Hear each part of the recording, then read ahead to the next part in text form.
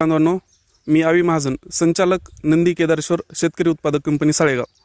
मी यावर्षी सोयाबीन या पिकाचं बीजोत्पादन घेत आहे.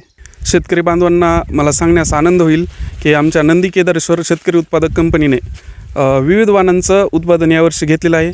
त्याच्यामध्ये 158 आहे, 162 आहे, 228 आहे, 753 आहे, 335 आहे, 726, 992 अशा विविध जमिनीला ज्या जमिनीमध्ये जशा व्हरायटी येतील त्या पद्धतीनं आम्ही व्हरायटींचं प्रोडक्शन घेतलेलं आहे. मार्केटमध्ये जे बियाणे येते ते मार्केटमध्ये येणारं बियाणे हे ट्रूथफुल बियाणे, जे की ज्यावेळेस आणीबाणीचा काळ असेल किंवा बियाण्याची उपलब्धता नसेल त्यावेळेस जे उत्पादन म्हणजे बियाणं पेरायचं असतं ते ट्रूथफुल बियाणं पेरायचं असतं.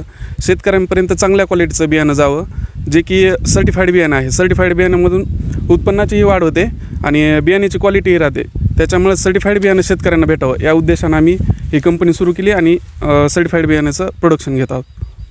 त्या कंपनी सुरू करण्यासाठी जे तांत्रिक गोष्टी असतात त्या सर्व पूर्ण झालेल्या आहेत का? हां, तांत्रिक गोष्टी संपूर्ण झालेल्या आहेत. गेल्या वर्षीपासून कंपनी रन करते आणि डॉक्युमेंटेशन वगैरे सगळं कंप्लीट झालेलं आहे त्याचं.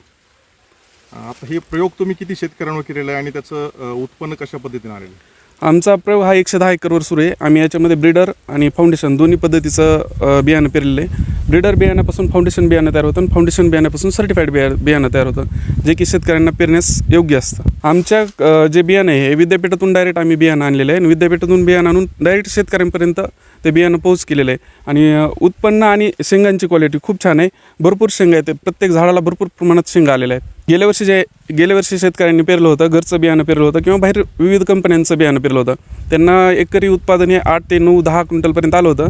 पण आपलं बियाणं हे ब्रीडर आणि फाउंडेशन याच्यामधलं असल्यामुळं आपली अपेक्षा आहे की शेतकऱ्यांना 13-14 क्विंटलपर्यंत उत्पन्न एकरी भेटावं. हे बियाणे जे आहे ते फाउंडेशन बियाणं आहे. याची प्युरिटी मेंटेन केलेली असते आणि याची इनबिल्टच क्वालिटी अशी आहे की जो काही हळद्या रोग येलो मोझॅक म्हणून रोग येत होता तो 753 आणि 992वर कमी अटॅक होतो.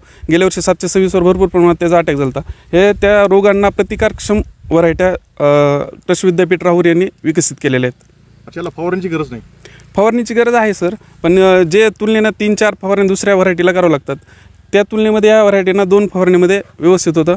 जो काही आणि लागवडीमध्ये पण याचं बियाणं जे आहे ते बाकीच्यामध्ये 25 किलो तुम्हाला एकरी बियाणं पेरावं लागतं. तुम्ही 17-18 किलो हे बियाणं पेरलं तर तुमच्या बियाण्यामध्ये ही बचत होते बऱ्यापैकी. मी शेतकरी बांधवांना सांगू इच्छितो की आमच्या कंपनीमार्फत राहुरी विद्यापीठाचं जे फुले वरुण नावाची घेवड्याची जात आहे याचंही बियाणं देण्यात येणार आहे. त्याच्यानंतर जे हरभऱ्याच्या विविध जाती आहेत त्यांचंही बियाणं बीजोत्पादनासाठी देण्यात येणार आहे. तरी शेतकऱ्यांनी आमच्याशी संपर्क साधावा अशी मी शेतकऱ्यांना विनंती करतो. नंदी केदारेश्वर कंपनीचे बियाणं पेरले आहे. 6 एकरवर पेरणी केली आहे. गेल्या वर्षीपेक्षा ह्यावर्षी हे बियाणं घेतल्यामुळे चांगलं उत्पादन येईल अशी अपेक्षा आहे. किती उत्पादन 12 ते 14 क्विंटलपर्यंत येईल एकरी.